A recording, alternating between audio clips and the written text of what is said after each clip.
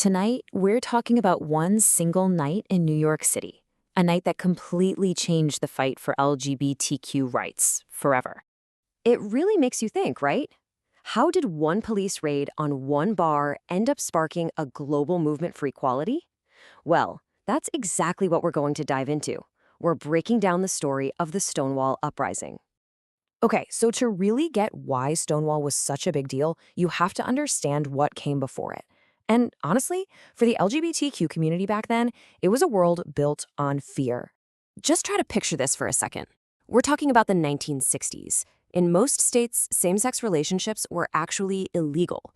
Being gay was officially classified as a mental illness by doctors. You could literally lose your job or your home if someone even thought you were gay. And even the clothes you wore could get you arrested if they weren't seen as gender appropriate.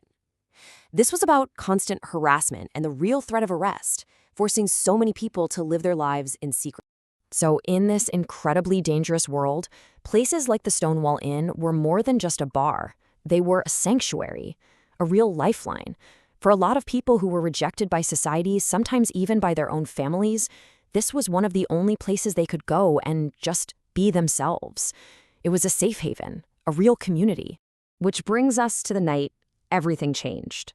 June 28th, 1969. In the early morning, the police raided the Stonewall Inn. Now, this kind of thing happened all the time. It was routine. But this night was going to be different. Very different. So here's how these raids usually went down. The police would bust in, supposedly to investigate illegal alcohol sales. They'd demand IDs from everyone and then plan to arrest employees and anyone they decided was wearing, quote, gender-inappropriate clothing. Normally, people would just comply quietly to avoid making things worse. But not this time. That night, something shifted. The patrons inside, well, they just weren't going to take it anymore. As the police started making arrests and dragging people outside, a crowd started to gather on the street. It was getting bigger, and you could feel the tension rising. And then, the moment. A woman in handcuffs was being handled really roughly by the police, and it's reported she pleaded with the crowd to do something. And that was the spark. And just like that, a rebellion ignited.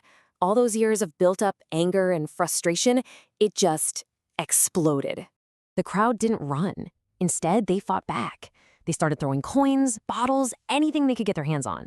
The police were forced to retreat back inside the bar. I mean, think about that. The police, who were there to raid the place, were now trapped inside it by the very people they came to harass. It was a total reversal of power. And this wasn't just a flash in the pan. Nope. The protests went on for 6 straight nights. Thousands of people took to the streets chanting for liberation and demanding their rights. What started as a raid had become a full-blown uprising. So after those 6 nights, the streets got quieter. But that energy, that fire, it didn't just fizzle out. It transformed. It was channeled into something new, something organized. This wasn't the end of a protest. It was the beginning of a movement. And this is where we really see activists step up. So what's an activist? Well, it's a person who works to bring about political or social change. They see something wrong and they try to fix it. In Stonewall, it lit a fire under a whole new generation of them. And there were so many key figures in this new movement. You had Marsha P. Johnson, a Black transgender woman who was right there leading the resistance, and Sylvia Rivera, a Latina American activist who fought so hard for the rights of trans people and people of color. And then there's Brenda Howard, the activist who helped organize the very first Pride March.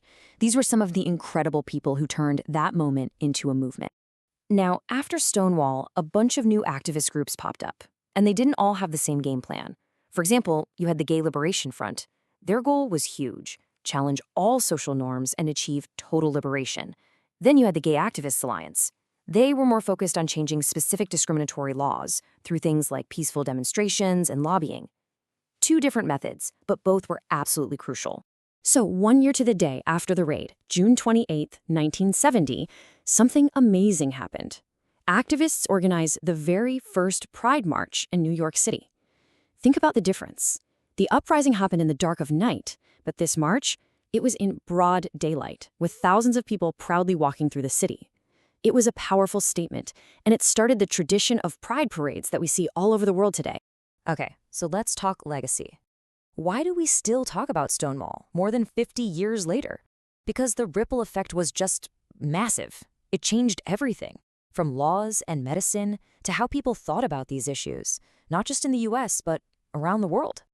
Let's just look at the timeline of what happened next. By 1973, the American Psychiatric Association removed homosexuality from its list of mental disorders. That was huge.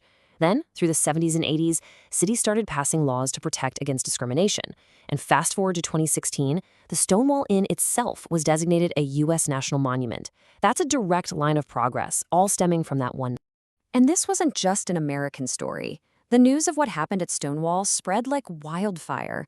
It inspired people all over the world to form their own groups and start fighting for their own rights. It really was the event that kicked off the modern, global movement for LGBTQ equality. So, when you look back, the story of Stonewall is about how a group of people who were just pushed too far managed to create incredible change. And that fight for equality that started on that street corner, it's still going on today. Which leaves us with one final thought, one final question for you.